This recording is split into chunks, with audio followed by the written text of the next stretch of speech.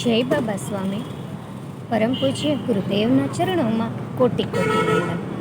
वंदन्य गुरु मैया चरणों कोटि कोटि वंदन. हिमालय का समर्पण योग भाग 1.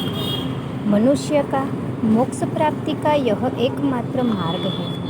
पुस्तक के सद्गुरु से प्रेरणा लेकर सचमुच के सद्गुरु को जीवंत रूप में खोजना और जीवंत सद्गुरु को उनके दोषों सहित स्वीकार करना और उनके प्रति संपूर्ण समर्पित होना, ताकि उनके दोष न दिखकर परमात्मा की अनुभूति और उस अनुभूति के सानिध्य में ही रहना मोक्ष की स्थिति है.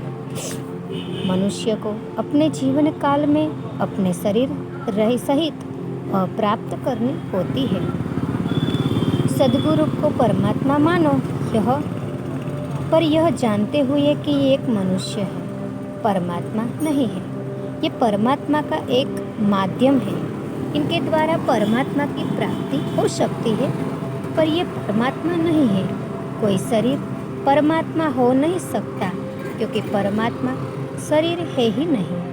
वह एक विश्वव्यापी चेतना शक्ति है, तो फिर वह शक्ति कैसे हो सकता है. सद्गुरु परमात्मा की प्राप्ति का निमित्त होते हैं. इस प्रकार से दोष रहित सद्गुरु की खोज हमें सद्गुरु से दूर ले जाती है. हम उनके पास रहकर भी उनके पहचान नहीं पाते हैं. आत्मा की प्रगति के साथ साथ आध्यात्मिक प्रगति भी होती है. आध्यात्मिक प्रगति के साथ साथ साधक की एक आध्यात्मिक स्थिति निर्मित हो जाती है, और वह आध्यात्मिक स्थिति ही साधक को किसी सद्गुरु के पास ले जाती है. घने जंगल वाले इस वीरान टापू पर कहीं भी ऐसे कोई निशान नहीं लग रहे थे कि यहाँ पर कभी कोई मनुष्य आया हो.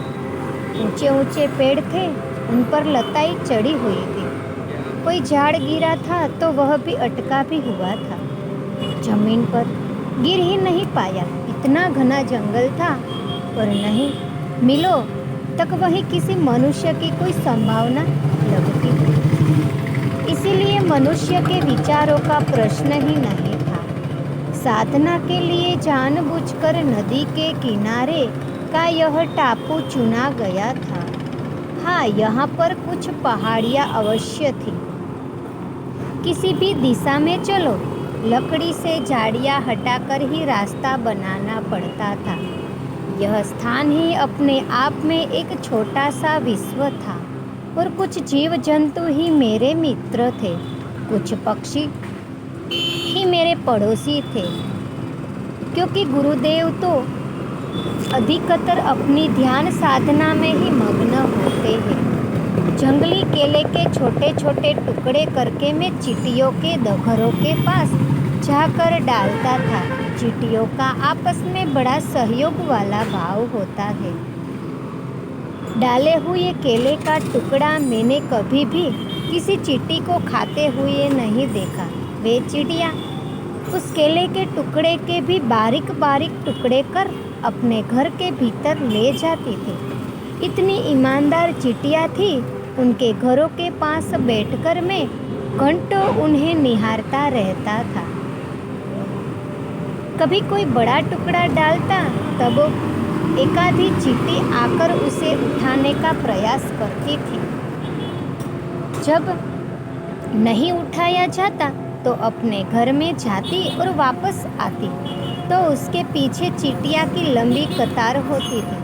वे कतार में आती और सब मिलकर प्रयास करती, और धीरे धीरे उस बड़े टुकड़े को उठाकर अपने घर में ले जाती थी. उन्हें उसे ले जाने में बड़ा कष्ट होता था. तब मैंने उनसे क्षमा मांगी कि अब मैं कभी इतना बड़ा टुकड़ा नहीं डालूंगा जिसे उठाने में तुम्हें तकलीफ हो. मुझे अपने आप पर गुस्सा आया. अगर मैं छोटा टुकड़ा करके डालता तो मेरा क्या जा रहा था. मुझे ही मेरी गलती का एहसास हो गया था. मैं कार्य के प्रति उनके समर्पण में बहुत खुश होता था. कभी कभी तो एक छोटी सी चींटी उसके आकार से कई गुना अधिक बड़ा टुकड़ा भी खींचकर ले जाती थी. उसे उसके लिए लगातार प्रयास करना पड़ रहा था। बड़ी लगन व मेहनत से वह कार्य कर रही थी। फिर मेरे लिए एक एक आकर्षक ही हो गया उन्हें निहारना, उन्हें देखना, पर मैंने आज तक किसी चींटी को खाते हुए कभी नहीं देखा। सदैव चींटियां संग्रह करते हुए ही देखी गई है।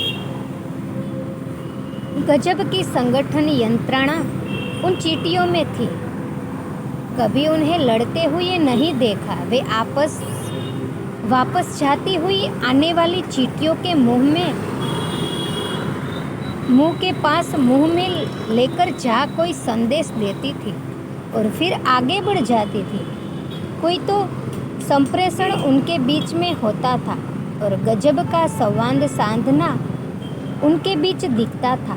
मुझे तब लगा संगठन का ढांचा इन चींटियों जैसा होना चाहिए। शायद यही हो कि प्रत्येक कमजोर व्यक्ति, गरीब व्यक्ति, निराधार व्यक्ति जिसका कोई सहारा नहीं हो, ऐसे बेसहारा व्यक्ति, अति विचारों से त्रस्त व्यक्ति अगर एकत्र हो जाए और यह पहले समझ ले कि हम समाज के कमजोर दिनहीन लोग हैं, तो वे सदैव यह याद रखेंगे कि अब संगठन ही हमारी सामूहिक शक्ति बन सकती है, क्योंकि अकेले तो किसी काम के नहीं है और संगठित रहना हमारी आवश्यकता है। और इस संगठन की शक्ति के समाज के कमजोर लोग एक साथ आ सकते हैं। ठीक इसी प्रकार से जिन्होंने परमात्मा को पा लिया या परमात्मा को पाना नहीं चाहते, समाज के ऐसे लोगों को छोड़कर जो लोग परमात्मा को पाना चाहते हैं, जिन्हें पाने की इच्छा है पर पाने का मार्ग पता नहीं है, पाने की स्वयं की शारीरिक व मानसिक स्थिति नहीं है, ऐसे लोग पहले अपनी इस कमजोर स्थिति को जान ले और एकत्र होकर प्रयास करें और अपना एक अच्छा संगठन तैयार करें, तो सामूहिकता में मोक्ष प्राप्त कर सकते हैं। क्योंकि मैं मोक्ष प्राप्त कर सकता हूँ, यह मैं का अहंकार उनमें नहीं होगा। मैं ध्यान कर सकता हूँ, इसका अहंकार भी उनमें नहीं होगा, क्योंकि वे जान जाएंगे हम अकेले किसी काम के नहीं हैं। और जब वे यह जानेंगे तो हम ध्यान करते हैं, हम मोक्ष प्राप्ति चाहते हैं, ऐसे सामूहिकता से भरे हुए शब्दों का प्रयास करेंगे और सामूहिकता में मोक्ष प्राप्त करेंगे। कमजोर लोगों का संगठन अधिक शक्तिशाली होता है, क्योंकि उनमें अहंकार नहीं होता और संगठन ही हमारी शक्ति है और संगठन ही हमारी आवश्यकता है, यह वे जानते हैं। अगर आध्यात्मिक क्षेत्र से आगे बढ़ना है तो संगठन प्रयास करना होगा। इन लोगों का संगठित प्रयास ही मोक्ष के मार्ग को सामूहिकता प्रदान करेगा, क्योंकि अब समय का आ गया है कि आध्यात्मिक क्षेत्र को विकसित किया जाए। जो आध्यात्मिकता का खजाना छुपा कर रखता हुआ है वह सब लोगों में बांट दिया जाए और आध्यात्मिक प्रगति भी समूहों में हो। पर इसके लिए गुरु शक्तियों से प्रार्थना करनी होगी।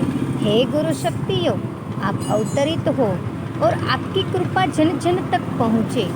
किसी को तो अच्छा इच्छा करनी होगी। मैंने मन ही मन चींटिया को गुरु बनाया, उन्होंने मुझे ज्ञान दिया।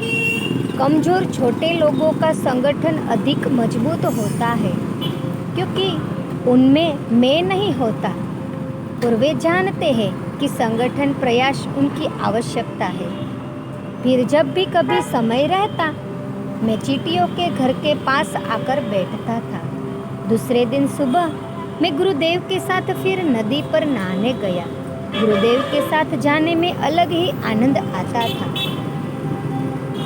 मैं तो रोज ही नदी पर नहाने जाता था, पर गुरुदेव के साथ नहाने का आनंद ही कुछ और होता था। गुरुदेव के सानिध्य में सारा वातावरण चैतन्यमय हो जाता था। नदी में भी सारा नदी का पानी ही चैतन्यमय हो जाता था। मानो नदी भी गुरुदेव के सानिध्य में प्रसन्न हो जाती। बड़ा आनंद आता था। सदैव ऐसा लगता था यह क्षण बस यहीं थम जाए और इसी क्षण पर ही जीवन समाप्त हो जाए, क्योंकि अब पाने के लिए कुछ बचा ही नहीं। अब क्या जीना है गुरुदेव। स्नान के बाद मुझे लेकर पत्थरों पर बैठे और समझाने लग गए। हमारी संस्कृति में भगीरथ की कथा है। भगीरथ ऋषि ने गंगा जो स्वर्ग में बहती थी उसे उस धरती पर अवतरित करने के लिए तपस्या की और बड़ी तपस्या के बाद गंगा को आमंत्रित किया और फिर गंगा नदी इस धरती पर बहने लग गई। ठीक इसी प्रकार से तेरे जीवन का उद्देश्य है कि ज्ञान की गंगा को जन सामान्य तक पहुंचाना। आज ज्ञान एक आत्मा के द्वारा एक आत्मा तक ही पहुंच रहा है। इस आत्मज्ञान को अब तक आत्मा से लाखों आत्माओं तक पहुंचाने का कार्य तुझे करना है। मेरे सानिध्य में तू जीवन समाप्ति की सोच रहा है। ऐसा सोचोगे तो यह आत्मज्ञान तेरे तक ही रहेगा। तेरे जीवन का उद्देश्य ही उस आत्मज्ञान को जन सामान्य तक पहुंचाना है। अब आगे आने वाला समय विकट समय है। उस समय सामूहिकता प्रयास की ही आवश्यकता है। जय बाबा स्वामी।